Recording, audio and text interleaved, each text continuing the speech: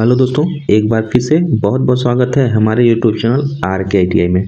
तो दोस्तों, इस वीडियो में हम देखेंगे प्रीवियस ईयर का जो प्रीवियस ईयर में इम्पॉर्टेंट क्वेश्चन पूछा हुआ है सभी एग्जाम में, जैसे यूपी PCL TG2, यूपी आर्बिनल, ALP CB2, इसरो DT, उसके बाद NPCIL, DMRC इत्यादि में जो भी इम्पोर्टेंट क्वेश्चन पूछे गए हैं उनका हम इस वीडियो में इस लेक्चर में डिस्कशन करेंगे।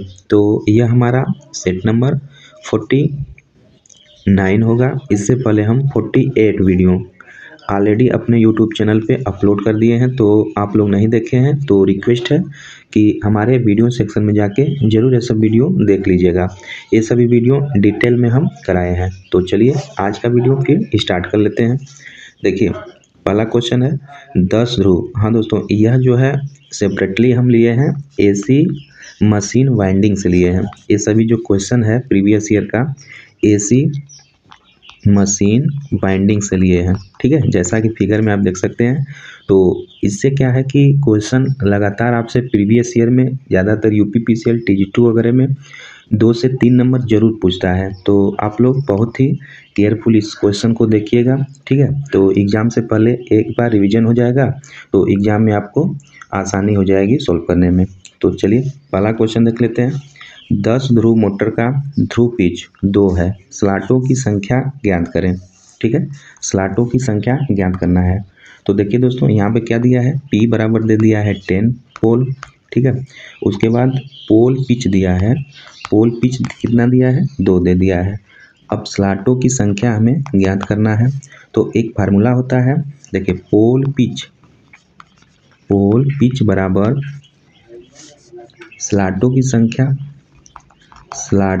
संख्या बटा के पोलों की संख्या यानी ध्रुव की संख्या।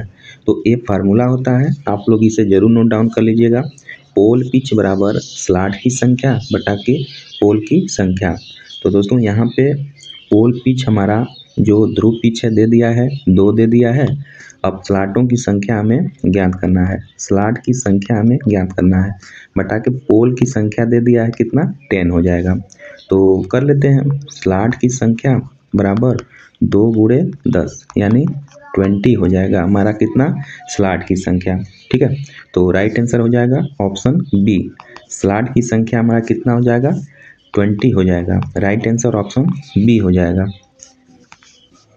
क्वेश्चन अगला हमारा, किसी 4 ध्रुव मोटर की कुल विद्युत डिग्री ... है, ठीक है।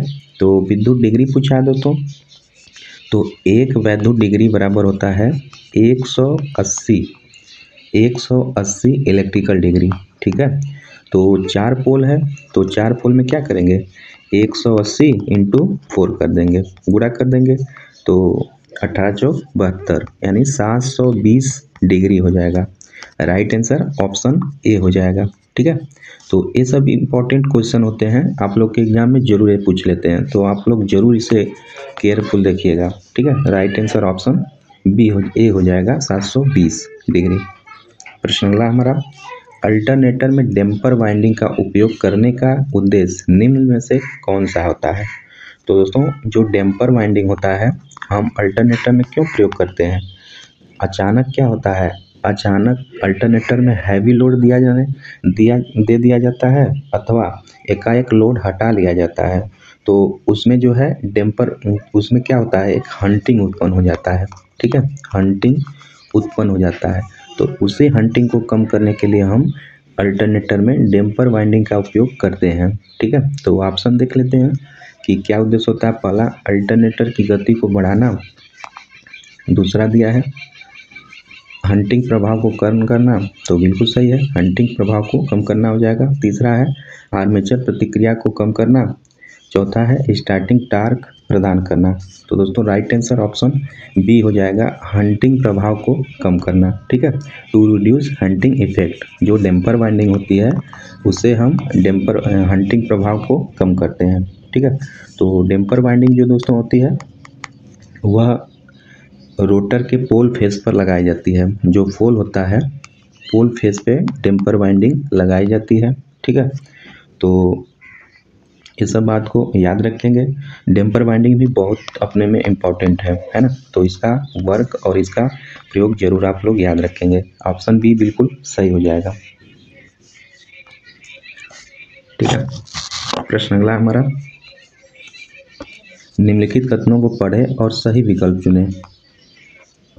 ठीक है, पहला, तुल्यकारी मोटर में प्रयुक्त लघु पिच कुंडलों यानी वाइंडिंग विरूपण हार्मोन्स को कम करते हैं। तो बिल्कुल सही बोल रहा है।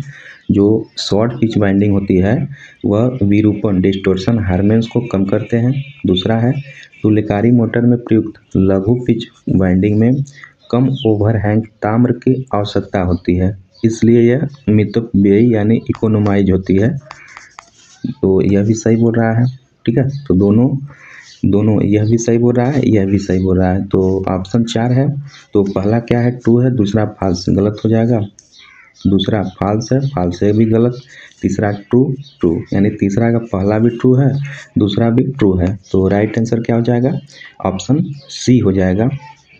पहला भी ट्रू बोल रहा है कि यह, और दूसरा भी ट्रू बोल रहा है कि इकोनोमाइज होता है, और पहला बोल रहा है जो वह विरूपण हार्मोन्स को कम करता है, शॉर्ट पिच बाइंडिंग, है ना। तो राइट आंसर ऑप्शन सी हो जाएगा। प्रश्न अगला हमारा, 6 पोल मशीन के लिए फुल पिच वाइंडिंग का क्वाल स्पेन होगा। दोस्तों 6 पोल मशीन है, 6 पोल मशीन के लिए जो है फुल पिच वाइंडिंग का क्वाल स्पेन होगा। ठीक है, तो क्या दिया है हमारा, देखिए 6 पोल दिया है, P बराबर 6 दे दिया है ना। तो हम जानते हैं एक फार्मूला होता है, थीटा इलेक्ट्रिकल बराबर थीटा मैकेनिकल इंटू P/2 होता है। ठीक है, इस फार्मूले को आप जरूर याद रखेंगे, ये बहुत इंपॉर्टेंट फार्मूला होता है। तो थीटा इलेक्ट्रिकल बराबर थीटा मैकेनिकल इंटू P/2, इस फार्मूले को जरूर नोट डाउन कर लीजिएगा। तो यहाँ पे थीटा हमारा मैकेनिकल ज्ञात करना है, थीटा मैकेनिकल ज्ञात करना है हमारा। और फुल पिच है, तो फुल पिच में 180 इलेक्ट्रिकल डिग्री हो जाएगा। ठीक है, फुल पिच में 180 इलेक्ट्रिकल डिग्री। तो यहाँ थीटा इलेक्ट्रिकल बराबर 180 हो जाएगा। तो सोल्व कर लेते हैं हमारा कर। तो देखिए थीटा इलेक्ट्रिकल बराबर theta mechanical into P/2।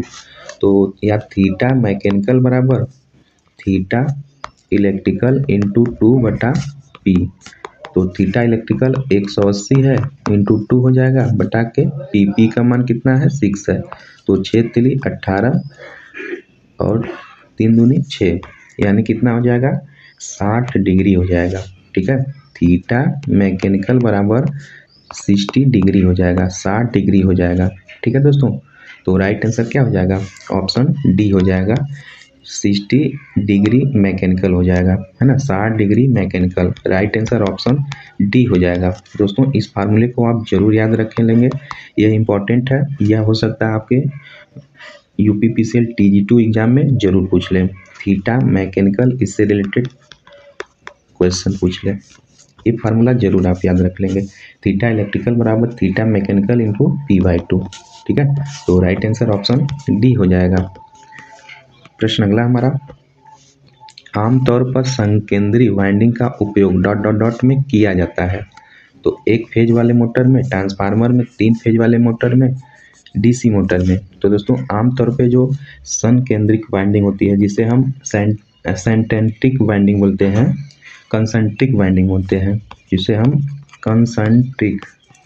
Concentric winding बोलते हैं, यह आमतौर पर एकल फेज वाले मोटर में प्रयोग किया जाता है। ठीक है, तो राइट आंसर ऑप्शन ए हो जाएगा, एकल फेज वाले मोटर में कंसेंट्रिक वाइंडिंग यानी संकेंद्री वाइंडिंग का उपयोग किया जाता है। ऑप्शन ए बिल्कुल सही हो जाएगा। प्रश्न अगला हमारा, किस प्रकार की वाइंडिंग में कुंडलियां एक दूसरे के साथ परस्पर छादित करती है। ठीक है, परस्पर छादित करती है।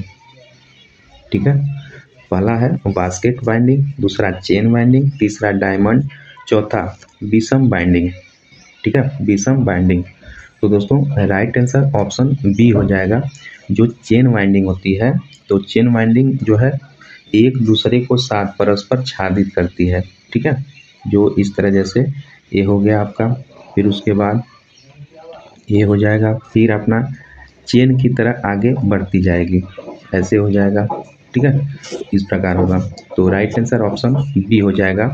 चेन वाइंडिंग परस्पर छादित करती है कुंडलियाँ एक दूसरे को। ऑप्शन बी बिल्कुल सही हो जाएगा। प्रश्न अगला हमारा, अधिकांश सिंगल फेज वाले मोटर में आमतौर पर किस प्रकार की वाइंडिंग का उपयोग किया जाता है? तो सिंगल फेज वाइंडिंग में अभी बताए हैं, पहला बास्केट वाइंडिंग, दूसरा कॉन्सेंट्रिक वाइंडिंग, तीसरा डायमंड वाइंडिंग, चौथा चेन वाइंडिंग। तो दोस्तों राइट आंसर ऑप्शन बी हो जाएगा, जो अभी कंसेंट्रिक वाइंडिंग जो है, कंसेंट्रिक वाइंडिंग का अधिकांश सिंगल फेज वाले मोटर में प्रयोग किया जाता है ना। ये बहुत ही इंपॉर्टेंट होता है, देख सकते हैं 2 बार यूपीपीसीएल में पूछ लिया है 2019 में, तो इसे आप जरूर याद रखेंगे। ऑप्शन बी बिल्कुल सही हो जाएगा। प्रश्न अगला हमारा, पूर्ण अंतराल वाइंडिंग में, ठीक है, फुल पिच वाइंडिंग में डॉट डॉट डॉट होता है क्या? कुंडली अंतराल बट्टे पोल पिच अंतराल, दूसरा है कुंडली अंतराल लोअर देन पोल अंतराल, तीसरा है कुंडली अंतराल ग्रेटर देन पोल अंतराल, चौथा है कुंडली अंतराल बराबर पश्च अंतराल। तो दोस्तों राइट आंसर क्या हो जाएगा? ऑप्शन ए हो जाएगा। जो पूर्ण अंतराल वाइंडिंग होती है उसमें कुंडली अंतराल बराबर पोल अंतराल होता है। ठीक है, यानी कॉइल पिच बराबर क्या होता है? पोल पिच होता है। किसमें? पूर्ण अंतराल फुल पिच वाइंडिंग में। ठीक है, तो फुल पिच वाइंडिंग में जो होता है कॉइल पिच बराबर पोल पिच होता है। राइट आंसर ऑप्शन ए हो जाएगा। प्रश्न अगला है, पूरी अंतराल वाइंडिंग में कॉइल अंतराल और पोल अंतराल के बीच क्या संबंध होता है? तो फुल पिच वाइंडिंग में हम जानते हैं, फुल पिच वाइंडिंग में क्या होता है? 180 इलेक्ट्रिकल डिग्री होता है। ठीक है, 180 इलेक्ट्रिकल डिग्री होता है। तो पहला देख लेते हैं, कॉइल अंतराल बराबर पोल अंतराल, दूसरा है कॉइल अंतराल लोअर देन पोल अंतराल, तीसरा है कॉइल अंतराल बराबर पश्च अंतराल, चौथा है कॉइल अंतराल ग्रेटर देन पोल अंतराल। तो दोस्तों यहाँ जो पूरी अंतराल वाइंडिंग है, फुल पिच वाइंडिंग में जो कॉइल अंतराल और पोल अंतराल के बीच जो है इक्वल का संबंध होता है। ठीक है, जो कॉइल अंतराल होता है बराबर पोल अंतराल होता है ना। और राइट आंसर ऑप्शन ए हो जाएगा। प्रश्न अगला हमारा, एसी वाइंडिंग में अंतराल कारक, ठीक है, डॉट डॉट डॉट के अनुपात में होता है। तो एसी वाइंडिंग में जो अंतराल कॉइल होता है किसके अनुपात में होता है? पहला दिया है, देखिए अंतराल जो होता है दोस्तों, अंतराल जो कारक होता है वह होता है वाइंडिंग अंतराल बटा के पोल अंतराल होता है। वाइंडिंग अंतराल बटा के पोल अंतराल होता है। तो देख लेते हैं, पहला पोल अंतराल बटे वाइंडिंग गलत है, दूसरा वाइंडिंग अंतराल पोल अंतराल गलत है, तीसरा पश्च अंतराल पोल अंतराल ये भी गलत है, चौथा वाइंडिंग अंतराल बटा पोल अंतराल। तो राइट आंसर क्या हो जाएगा? ऑप्शन डी हो जाएगा। जो अंतराल फैक्टर होता है वह वाइंडिंग अंतराल बटा पोल अंतराल हो जाता है। ऑप्शन डी बिल्कुल सही हो जाएगा। प्रश्न अगला है हमारा, यदि कुंडली विस्तृति पोल अंतराल से कम है, ठीक है, यदि जो कुंडली विस्तृति है वह पोल अंतराल से कम है तो कुंडली वाइंडिंग डॉट डॉट डॉट कही जाएगी। क्या कही जाएगी? फ्रैक्शनल पिच, दूसरा फुल पिच पूर्ण अंतराल, तीसरा अर्ध अंतराल यानी हाफ पिच, चौथा है समग्र अंतराल यानी होल पिच। तो दोस्तों क्या कहा जाएगा? उसे ऑप्शन ए सही हो जाएगा, उसे फ्रैक्शनल पिच कहा जाएगा। जो विस्तृत पोल अंतराल है पोल अंतराल से कम है तो उसे फ्रैक्शनल पिच कहा जाएगा, आंशिक अंतराल कहा जाएगा। राइट आंसर ऑप्शन ए हो जाएगा।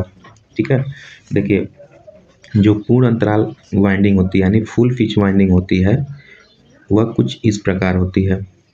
देखिए इसमें 180 इलेक्ट्रिकल डिग्री होता है, यह क्या होती है? यह फुल पिच वाइंडिंग होती है। और वहीं पे आंशिक अंतराल वाइंडिंग या शॉर्ट पिच वाइंडिंग जो होती है वह कुछ इस प्रकार होती है, वह 180 से कुछ कम अल्फा कम होती है। यह शॉर्ट पिच वाइंडिंग यानी फ्रैक्शनल पिच कहा जाता है। एक होता है ओवर पिच। तो ओवर पिच में क्या होता है? ओवर पिच में दोस्तों 180 से कुछ अल्फा डिग्री ज़्यादा होता है, तो इसे हम बोलते हैं ओवर पिच वाइंडिंग। ठीक है, तो यह तीनों के बारे में आप जरूर याद रखेंगे। जैसा कि आप नीचे फिगर में देख सकते हैं, इसको दिखाया गया है 180, तो इसे बोलेंगे फुल पिच वाइंडिंग, है ना। फुल पिच वाइंडिंग यानी पूर्ण अंतराल वाइंडिंग। यह 180 से अल्फा डिग्री कम है, यहाँ पे अल्फा डिग्री कम है, तो इसे बोलेंगे फ्रैक्शनल वाइंडिंग, फ्रैक्शनल पिच बोलेंगे या आंशिक अंतराल कुंडली बोलेंगे। ठीक है, वहीं पे अल्फा प्लस 180 प्लस अल्फा हो जाता है यहाँ पे, तो इसे बोलते हैं हम over pitch winding, over pitch winding बोलते हैं। ठीक है, तो इन सभी को आप याद रखेंगे। प्रश्न अगला हमारा, दिष्ट धारा मशीन में प्रगामी कुंडली के लिए निम्न में से कौन सा विकल्प सही है। तो प्रगामी जो कुंडली होता है वह होता है हमारा, देखिए बैक पिच जो होता है, बैक पिच ग्रेटर देन होता है फ्रंट पिच के। फ्रंट पिच के जो प्रगामी वाइंडिंग होती है, प्रगामी वाइंडिंग होती है, वह बैक पिच जो होता है ग्रेटर देन होता है फ्रंट पिच के। तो पहला ऑप्शन देख लेते हैं, बैक पिच बराबर फ्रंट के, नहीं। दूसरा बैक पिच बराबर फ्रंट, बैक पिच प्लस 1, नहीं। तीसरा back pitch lower than front pitch, नहीं। चौथा है back pitch greater then front pitch. तो राइट आंसर क्या हो जाएगा, ऑप्शन डी हो जाएगा। जो प्रगामी वाइंडिंग होती है वह back pitch greater then front winding होती है। ऑप्शन डी बिल्कुल सही हो जाएगा। दोस्तों एक होती है प्रोग्रेसिव बाइंडिंग जो होती है, प्रोग्रेसिव बाइंडिंग जो होती है, इसमें प्रगामी बाइंडिंग जिसे हम बोलते हैं प्रोग्रेसिव बाइंडिंग, इसमें जो बैक पिच होता है वह ग्रेटर देन होता है फ्रंट पिच के, FYF होता है ना। तो राइट आंसर ऑप्शन डी हो जाएगा। तो दोस्तों प्रोग्रेसिव बाइंडिंग क्या होता है, जैसे देखिए जब बाइंडिंग के जो लीड्स होते हैं, जब बाइंडिंग के जो लीड्स होते हैं वह एक दूसरे को ओवरलैप किए बिना बाइंडिंग को आगे की दिशा में बढ़ाते हैं, तो वह प्रोग्रेसिव बाइंडिंग होता है। ठीक है, तो इसमें प्रोग्रेसिव बाइंडिंग बिना ओवरलैप किए आगे बढ़ती है। एक होती है रिट्रोग्रेसिव बाइंडिंग, तो वह क्या होती है, ओवरलैप करके पीछे जाती है। ठीक है, ओवरलैप करके वह बाइंडिंग पीछे की तरफ जाती है, तो वह होती है हमारी रिट्रोगेटिव बाइंडिंग होती है ना। तो प्रोग्रेसिव बाइंडिंग को याद रखेंगे आप लोग, तो वाई बी जो होता है ग्रेटर देन वाई एफ के होता है। ऑप्शन डी बिल्कुल सही हो जाएगा। आप देख सकते हैं यह आपका प्रोग्रेसिव बाइंडिंग है, यहाँ पे वाई बी जो है वाई आर है, वाई एफ है, और यहाँ पे रिट्रोग्रेसिव बाइंडिंग है, ये अपना कम्यूटेटर दिखाया गया है नीचे। ठीक है, तो ये प्रोग्रेसिव, ये रिट्रोगेटिव बाइंडिंग होती है। प्रश्न अगला हमारा, पोल अंतराल की परिभाषा क्या है। तो दोस्तों पोल अंतराल की परिभाषा क्या होती है, पोल अंतराल बराबर क्या होता है, आर्मेचर खांचों की संख्या, आर्मेचर खांचों यानी स्लॉटों की संख्या, खांचों की संख्या बटा के ध्रुवों की संख्या, यानी पोल की संख्या। ठीक है, तो देख लेते हैं, पोल अंतराल बराबर आर्मेचर खांचों की संख्या बटा के पोल की संख्या। तो ऑप्शन में देख लेते हैं, पहला आर्मेचर के पीछे छोर पर एक कंडक्टर की संख्या, गलत है। दूसरा आर्मेचर के सामने के छोर पर दो पोलों के विस्तृत संख्या, ये भी गलत है। तीसरा है प्रति पोल आर्मेचर खांचों की संख्या। तो दोस्तों राइट आंसर ऑप्शन सी हो जाएगा। जो प्रति पोल खांचों की संख्या जो होती है, आर्मेचर खांचों की संख्या, उसे हम कहते हैं पोल अंतराल। तो पोल अंतराल की एग्जैक्ट परिभाषा ऑप्शन सी हो जाएगा। प्रश्न अगला हमारा, एसी मशीन में समांतर पथों की संख्या पोल की संख्या के बराबर होती है यदि आर्मेचर वाइंडिंग ... हो, क्या हो, क्षेत्र कुंडलन, लैप और वेव वाइंडिंग, वेव कुंडलन, लैप कुंडलन। तो राइट आंसर क्या हो जाएगा, ऑप्शन डी हो जाएगा। लैप वाइंडिंग में ए बराबर पी होता है। ठीक है। लैप बाइंडिंग में A बराबर P होता है और वहीं वेव बाइंडिंग में क्या होता है, A बराबर 2 होता है। तो यहाँ पे पूछा है समांतर परतों की संख्या पोल की संख्या के बराबर होती है। तो समांतर परतों की संख्या पोल की संख्या के बराबर होती है, वो किस में होती है, लैप बाइंडिंग में होती है। दोस्तों लैप बाइंडिंग का प्रयोग हाई करंट और लो वोल्टेज ज्ञात करने के लिए किया जाता है। यह बाइंडिंग को हम पैरेलल बाइंडिंग कहते हैं, पैरेलल बाइंडिंग भी कहते हैं। ठीक है। वही बात करें वेव बाइंडिंग, जो वेव बाइंडिंग होती है हाई वोल्टेज और लो करंट के लिए प्रयोग की जाती है। इस बाइंडिंग को हम सीरीज बाइंडिंग कहते हैं, सीरीज बाइंडिंग कहते हैं। इसमें A बराबर 2 होता है। ठीक है। इन सब बात को भी आप याद रख लेंगे। यहाँ पे राइट आंसर ऑप्शन D हो जाएगा। अगला प्रश्न है AC मशीन में समांतर, ये तो हो ही गया है। प्रश्न अगला हमारा पोल पिच को किस प्रकार परिभाषित करते हैं। तो दोस्तों जो पोल पिच होता है, पोल पिच बराबर क्या होता है, total number of slot in armature, total number of slot in armature यानी बटा के टोटल नंबर ऑफ पोल यानी टोटल ध्रुव की संख्या और बट्टा के क्या हो जाएगा, नंबर ऑफ स्लॉट आर्मेचर, कितने आर्मेचर में स्लॉट है, total number of slot armature. ठीक है। तो पहला देख लेते हैं, प्रथम कुंडली के आर्मेचर और इसकी अग्रवर्ती कुंडली के बीच दूरी। दूसरा है आर्मेचर पीछे के छोर पर एक स्लॉट में कंडक्टर की संख्या। नहीं, तीसरा है प्रति पोल आर्मेचर स्लॉट पर खांच की संख्या। तो दोस्तों राइट आंसर ऑप्शन C हो जाएगा, प्रति पोल, प्रति पोल क्या हो जाएगा, आर्मेचर स्लॉट की संख्या। तो ऑप्शन आपका C बिल्कुल सही हो जाएगा।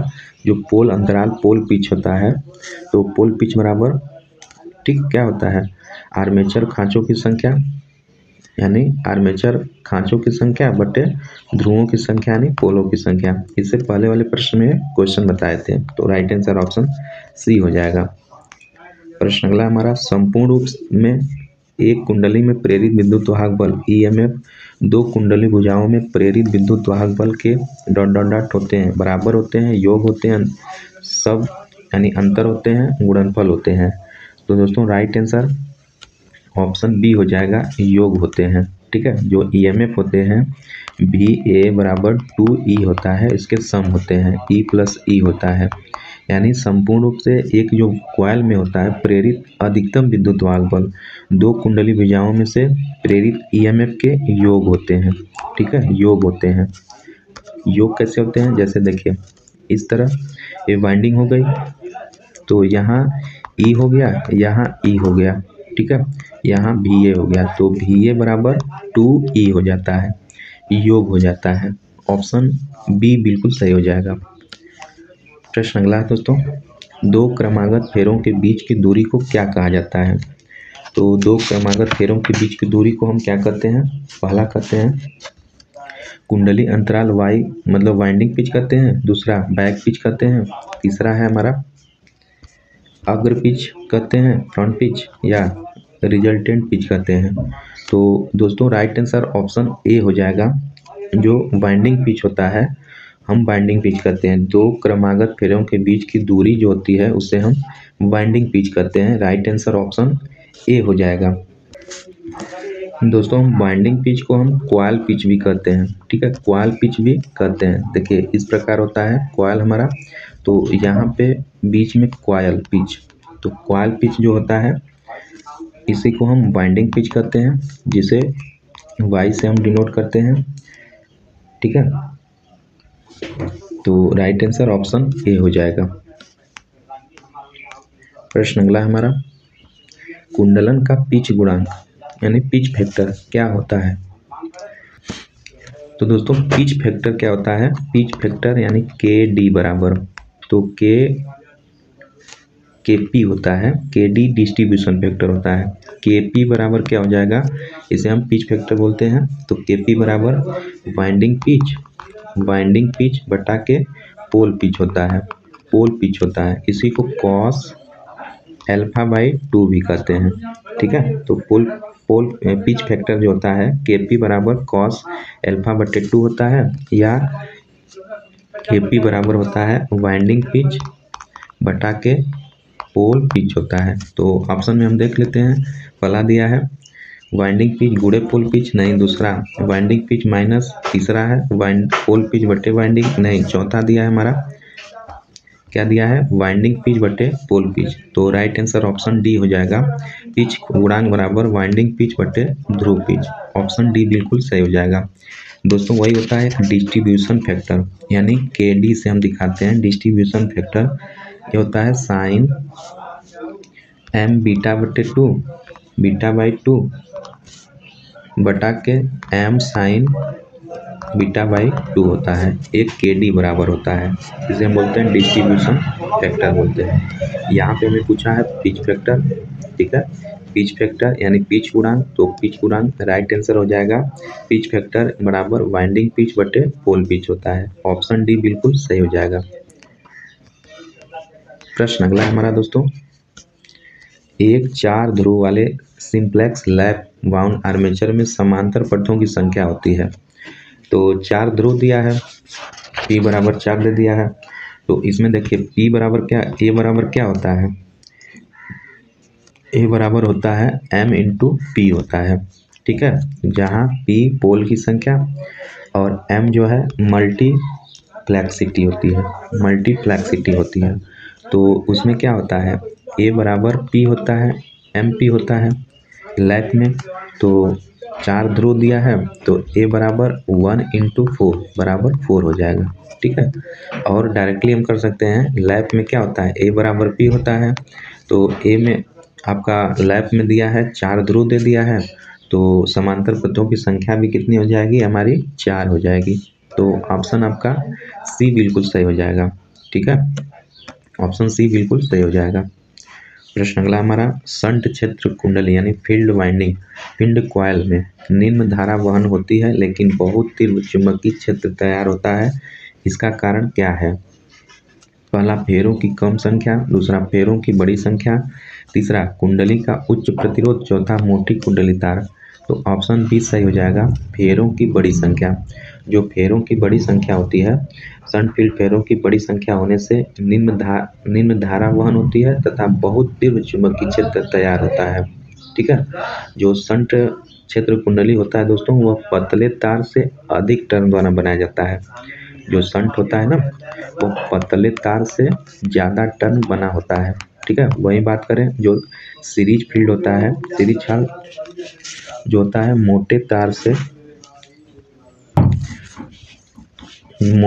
से कम टर्न होता है, मोटे तार से कम टर्न होता है सीरीज का, और शंट वाला पतले तार से ज़्यादा टर्न होता है, ठीक है। तो राइट आंसर ऑप्शन बी हो जाएगा।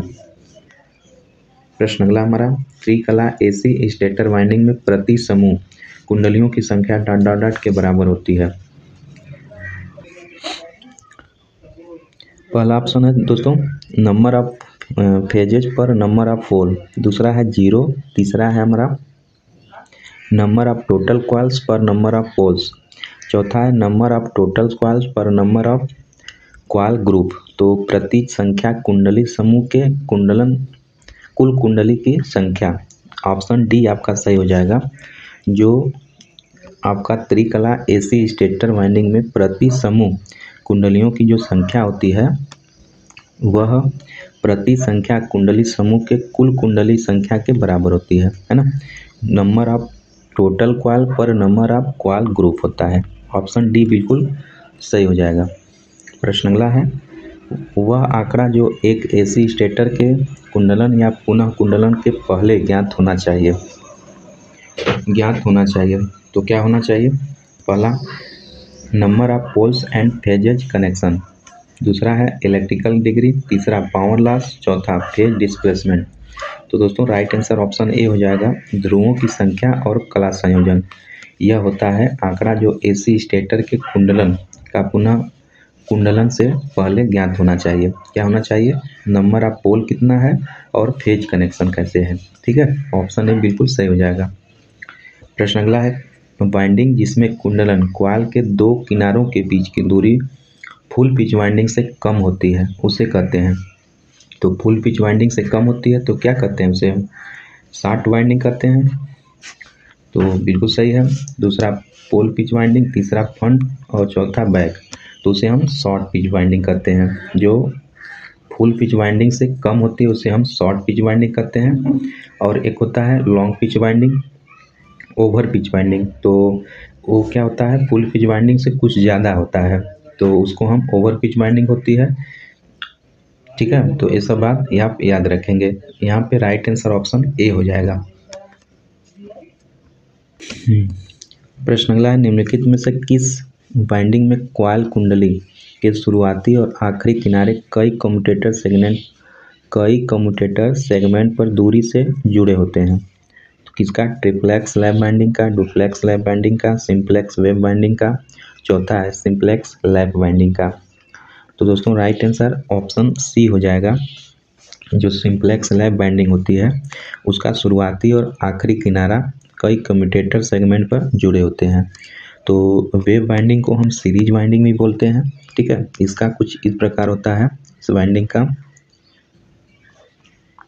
इस तरह आगे बढ़ता जाता है। तो पहला और तीसरा सिरा ऐसे जुड़ा होता है, लास्ट वाला सिरा जुड़ता है। तो इस प्रकार सीरीज की तरह यह वाइंडिंग होती है, इसलिए इसे सीरीज वाइंडिंग बोलते हैं। तो ऑप्शन सी बिल्कुल सही हो जाएगा। प्रश्न अगला है, शॉर्ट पिच वाइंडिंग विधि में बिना चिंगारी के कुंडलन की चौड़ाई डॉट डॉट डॉट की चौड़ाई से कम रखी जाती है। वाइंडिंग, आर्मेचर, पोल या ब्रश। तो ऑप्शन सी सही हो जाएगा, पोल। पोल की जो चौड़ाई है कम रखी जाती है।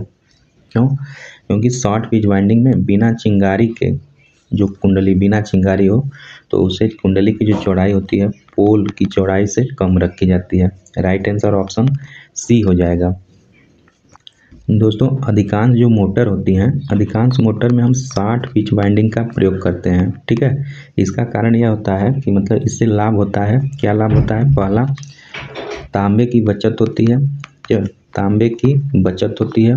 दूसरा लाभ होता है मोटर की दक्षता बढ़ जाती है, जो मोटर होता है मोटर की दक्षता बढ़ जाती है। तीसरा वाइंडिंग कम स्थान घेरता है, जो वाइंडिंग होता है जो करते हैं वह कम स्थान घेरता है। तो यह सब फायदे होते हैं शॉर्ट पिच वाइंडिंग का। ठीक है, तो ऑप्शन सी बिल्कुल सही हो जाएगा। प्रश्न अगला है, वो वाइंडिंग जिसमें प्रत्येक स्लॉट में केवल एक साइड होती है उसे डॉट डॉट डॉट कहा जाता है। क्या कहा जाता है? वाइंडिंग पिच, दोहरी परत वाइंडिंग, एकल परत वाइंडिंग, कोई वाइंडिंग नहीं। तो ऑप्शन सी बिल्कुल सही हो जाएगा। वह वाइंडिंग जिसमें प्रत्येक स्लॉट में केवल एक साइड होती है उसे सिंगल लेयर यानी एकल परत वाइंडिंग कहते हैं। ठीक है, पोल पिच बराबर होता है Z/P। ठीक है, पोल पिच बराबर Z/P यानी कि चालक की संख्या बटा पोल की संख्या। ठीक है, जो चालक संख्या Z बराबर चालक की संख्या बटा के पोल की संख्या होती है। ठीक है, तो ऑप्शन सी बिल्कुल सही हो जाएगा। प्रश्न अगला है, निम्नलिखित वाइंडिंग में से सभी कॉइल एक सीरीज में प्रगतिशील लहर के रूप में होती है। प्रगतिशील यानी प्रोग्रेसिव वाइंडिंग की लहर के रूप में होती है और इसमें पोलों की संख्या के बावजूद आर्मेचर धारा के लिए सिर्फ 2 भाग होते हैं। इसे डॉट डॉट डॉट कहा जाता है। क्या कहा जाता है? Multiplex winding, simplex lap winding, wave winding, lap winding. ठीक है, तो दोस्तों राइट आंसर क्या हो जाएगा? ऑप्शन सी हो जाएगा, वेव वाइंडिंग। जो वेव वाइंडिंग होती है वह सीरीज में लहर की तरफ चलती है। ठीक है, इस तरह ये आपका वेव वाइंडिंग होती है। ठीक है, वेव वाइंडिंग में सभी कॉइल एक सीरीज में एक प्रगतिशील लहर के रूप में जुड़ी होती है। ठीक है, इसको याद रखेंगे। राइट आंसर ऑप्शन सी हो जाएगा। प्रश्न अगला हमारा, निम्नलिखित में से किस वाइंडिंग में कॉइल ओवरलैप करते हैं और कुंडली रखने के बाद आर्मेचर पीछे की ओर दिशा में घूमते हैं? मल्टीप्लेक्स वाइंडिंग में, वेव वाइंडिंग में, सिंप्लेक्स वेव वाइंडिंग में, लैप वाइंडिंग में। तो राइट आंसर ऑप्शन डी हो जाएगा, लैप वाइंडिंग में। लैप वाइंडिंग में ओवरलैप करते हैं और कुंडली रखने के बाद आर्मेचर पीछे की दिशा में घूमते हैं। ठीक है, राइट आंसर ऑप्शन डी हो जाएगा, लैप वाइंडिंग में। दोस्तों लैप वाइंडिंग का प्रयोग हम जानते हैं कम वोल्टेज के लिए और ज़्यादा करंट के लिए यह बाइंडिंग प्रयोग करते हैं। ठीक है, और वेव बाइंडिंग क्या करते हैं, ज़्यादा वोल्टेज और कम करंट के लिए करते हैं। इसको याद रखेंगे। देख सकते हैं यहाँ पे लैप बाइंडिंग ये है, ठीक है, और वेव बाइंडिंग ए होती है। ये वेव बाइंडिंग होती है, ये लैप बाइंडिंग क्या है, लैप का मतलब लैप से ओवरलैप है ना। ये बाइंडिंग ओवरलैप होती है, जबकि ए बाइंडिंग लहर की तरह आगे सीरीज में बढ़ती जाती है। इसीलिए वेव बाइंडिंग को हम सीरीज बाइंडिंग भी बोलते हैं और लैप बाइंडिंग को समांतर बाइंडिंग कहा जाता है, बोलते हैं। ठीक है, प्रश्न अगला हमारा, विद्युत बाइंडिंग में निम्नलिखित में से किस विसंवाहक यानी इंसुलेट सामग्री का उपयोग किया जाता है। किसका, रबर का किया जाता है, प्रेसपान का, फाइबर ग्लास का, संगमरमर का किया जाता है। तो दोस्तों राइट आंसर ऑप्शन बी हो जाएगा। जो प्रेसपान होता है इसका प्रयोग हम वह विद्युत बाइंडिंग में करते हैं, प्रेसपान का प्रयोग। ठीक है, तो इंसुलेटर का प्रयोग हम जानते हैं, इसमें विद्युत धारा 9 के बराबर प्रवाहित होती है ना। इसका प्रतिरोध का मान बहुत उच्च होना चाहिए और इसमें जो मुक्त इलेक्ट्रॉन होते हैं वो नगण्य होना चाहिए। ठीक है, ये सब इसका गुण होना चाहिए। ऑप्शन बी सही हो जाएगा। प्रश्न अगला है, एक ध्रुव के तहत कई स्लॉट में वितरित ईएमएफ के वेक्टर योग तथा प्रेरित ईएमएफ के अंगगणितीय योग के अनुपात को डॉट डॉट डॉट कहा जाता है। क्या कहा जाता है, पहला है पिच फैक्टर, दूसरा डिस्ट्रीब्यूशन फैक्टर, तीसरा फॉर्म फैक्टर, चौथा है कॉइल स्पैन फैक्टर। तो राइट आंसर क्या हो जाएगा, ऑप्शन बी हो जाएगा। ठीक है, डिस्ट्रीब्यूशन फैक्टर कहा जाता है। ठीक है, एक ध्रुव के कई स्लॉट में वितरित ईएमएफ वेक्टर के योग तथा प्रेरित ईएमएफ के अंगगणितीय योग के अनुपात को हम डिस्ट्रीब्यूशन फैक्टर कहते हैं। डिस्ट्रीब्यूशन फैक्टर कहते हैं। डिस्ट्रीब्यूशन फैक्टर केडी बराबर दोस्तों होता है, केडी बराबर विद्युत वाहक बल यानी ईएमएफ का वेक्टरों, ईएमएफ का वेक्टर योग बटा के ईएमएफ का अंगगणितीय योग, ईएमएफ का अंगगणितीय योग होता है। ठीक है, या केडी बराबर जो होता है वह साइन एम बीटा बटे 2 होता है बटा के एम साइन बीटा बटे 2 होता है। तो इस पे आप न्यूमेरिकल लगता है, इस सब फार्मूले को जरूर आप याद कर लेंगे, नोट डाउन जरूर कर लेंगे, है ना। तो डिस्ट्रीब्यूशन वही एक होता है कॉइल स्पैन, केसी बराबर होता है, केसी बराबर होता है कॉस अल्फा बटे 2 होता है। ठीक है, राइट आंसर ऑप्शन बी हो जाएगा। प्रश्न अगला है हमारा, एक पूर्ण बाइंडिंग में, एक पूर्ण कुंडली बाइंडिंग में जिसमें कुंडली समूह की संख्या प्रति फेज स्टेटर में कुंडली समूहों की संख्या के बराबर होती है। ठीक है, और वह संख्या उस संख्या से विभाजित होती है जो फेज की कुल संख्या के दर्शाती है। तो जिनके लिए बाइंडिंग हुआ है ऐसे binding co dot dot dot कहा जाता है। क्या कहा जाएगा, केंद्रीय बाइंडिंग, पूर्ण कुंडली बाइंडिंग, संतुलित बाइंडिंग, वितरित बाइंडिंग। तो दोस्तों उसको पूर्ण कुंडली बाइंडिंग कहा जाएगा।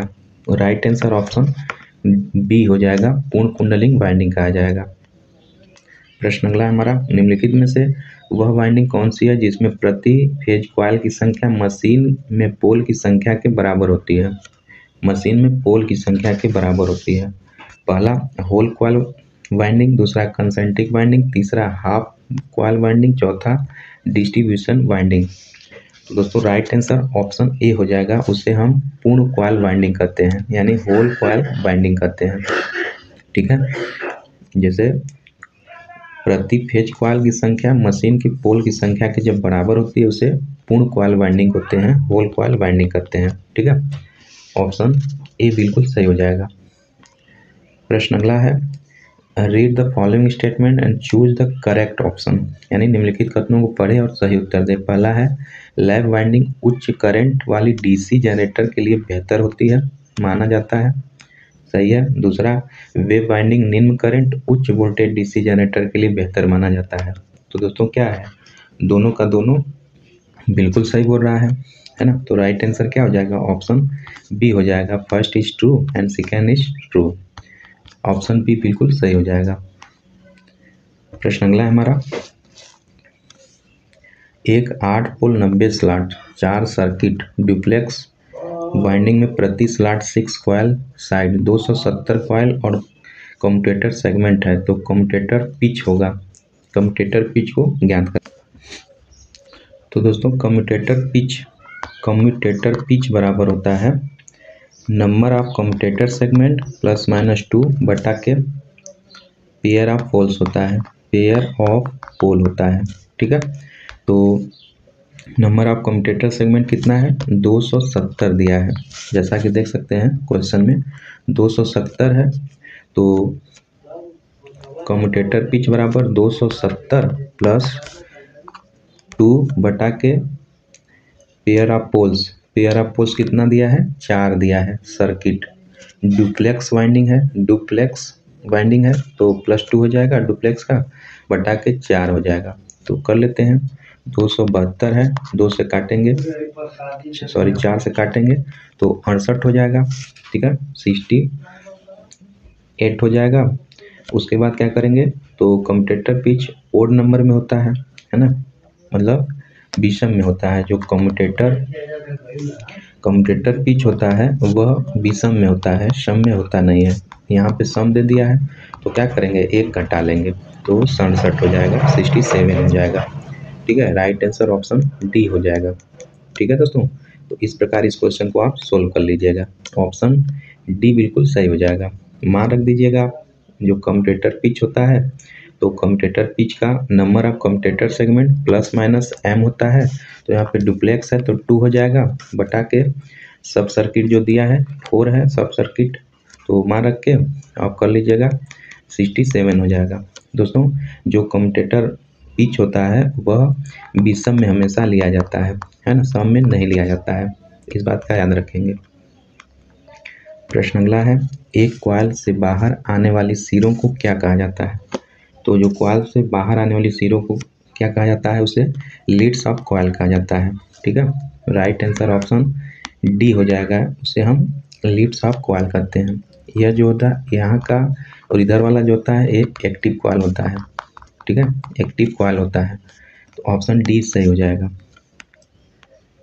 प्रश्न अगला है, लैप वाइंडिंग के लिए फ्रंट पिच और बैक पिच लगभग कितनी होनी चाहिए। तो लैप वाइंडिंग के लिए क्या होना चाहिए, फ्रंट पिच और बैक पिच।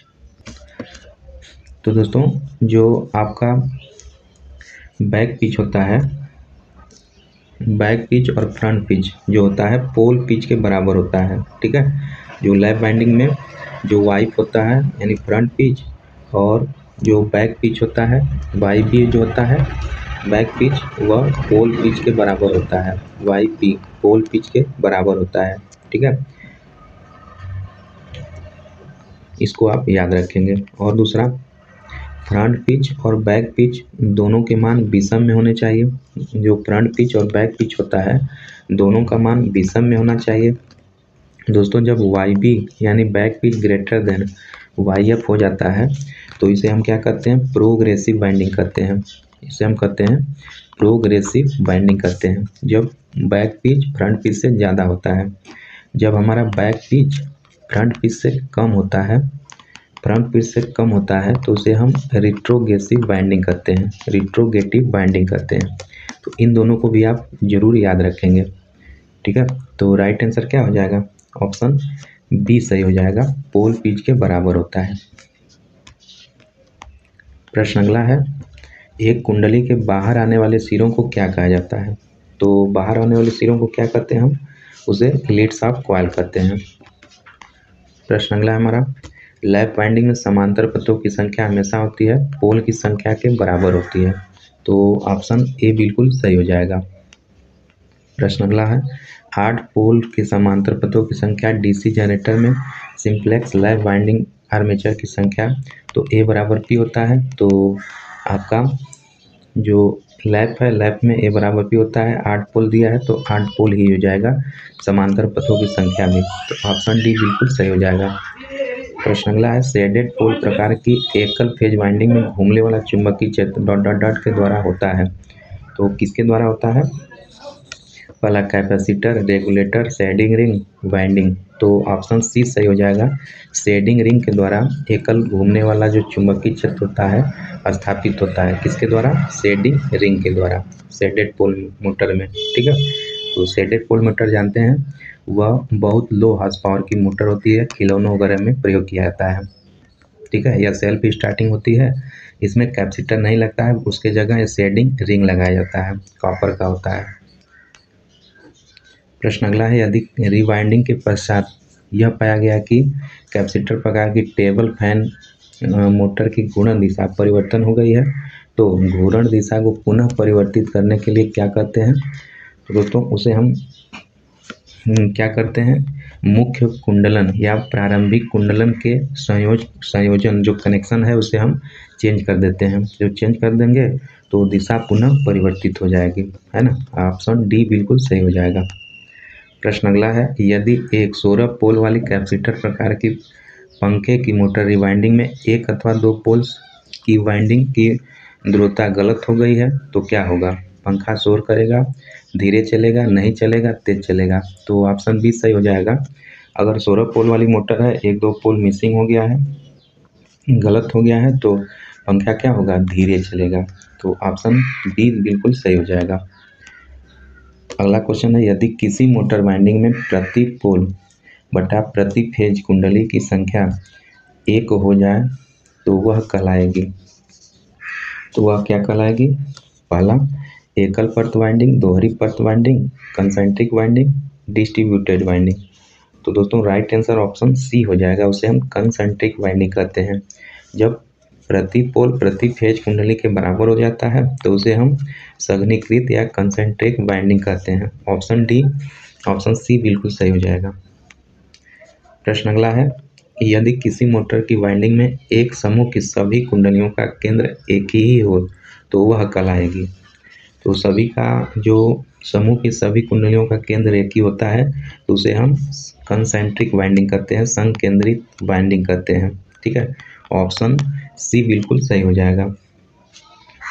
ठीक है, प्रश्न अगला है हमारा, यदि किसी मोटर वाइंडिंग में प्रति पोल प्रति फेज कुंडलियों की संख्या 1 से अधिक हो जाए और भिन्न खांचों में व्यवस्थित हो तो वह कहलाएगी। एकल परत वाइंडिंग, दोहरी, संघनीकृत यानी कंसंट्रेट वाइंडिंग या डिस्ट्रीब्यूटेड वाइंडिंग। तो उसे हम क्या कहेंगे दोस्तों? जब अलग अलग हो जाता है तो उसे हम डिस्ट्रीब्यूटेड वाइंडिंग कहते हैं।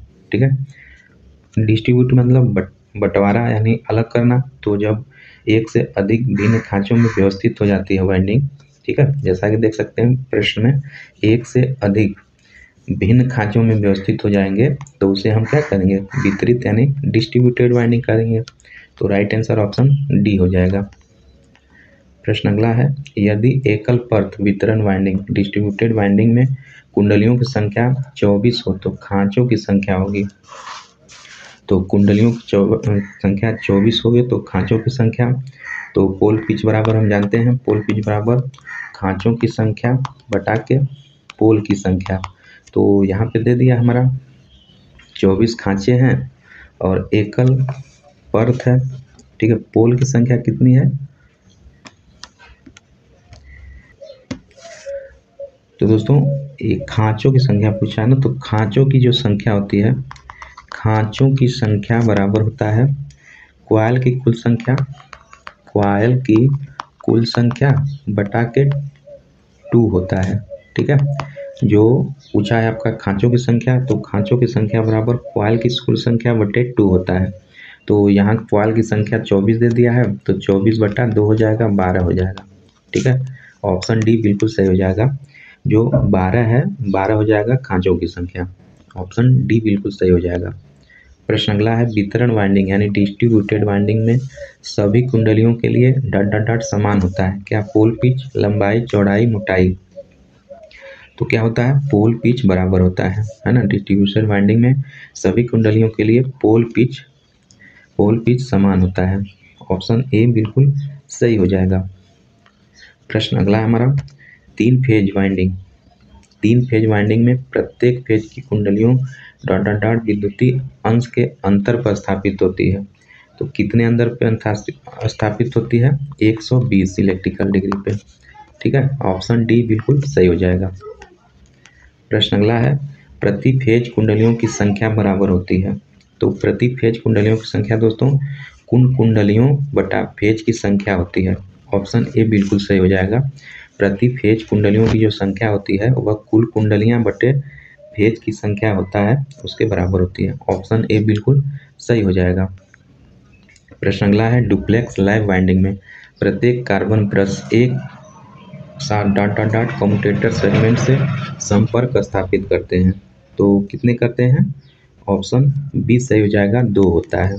ठीक है, प्लस माइनस 2 होता है, यानी ब्रश एक साथ जो है 2 कम्यूटेटर सेगमेंट से संपर्क स्थापित करता है। राइट आंसर ऑप्शन बी हो जाएगा। ठीक है दोस्तों, तो आज के लिए बस इतना ही। यह हमारा एसी वाइंडिंग का जितने भी क्वेश्चन बन सकते हैं प्रीवियस ईयर के बन रहे थे इसका हम डिस्कशन कराएं इस वीडियो में। तो आई होप आपको वीडियो पसंद आया होगा। अगर पसंद आया है दोस्तों तो एक बार लाइक ज़रूर करिएगा, और चैनल पे पहली बार विजिट किए हैं तो सब्सक्राइब जरूर से कर लीजिएगा, और अपने सारे फ्रेंड सर्किल में फॉरवर्ड जरूर कर दीजिएगा। तो चलिए मिलते हैं नेक्स्ट वीडियो में, तब तक के लिए अपना ख्याल रखिए, पढ़ाई करते रहिए। जय हिंद, जय भारत।